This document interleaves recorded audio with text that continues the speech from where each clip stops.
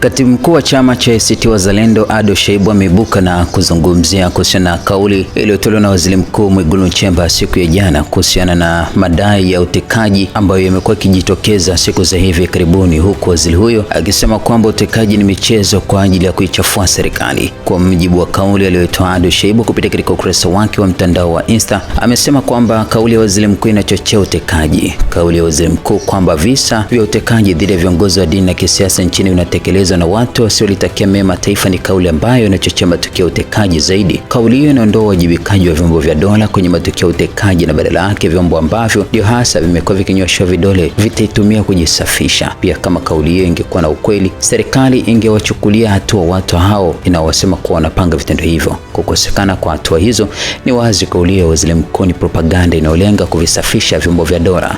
Jaribio hilo halitafanikiwa.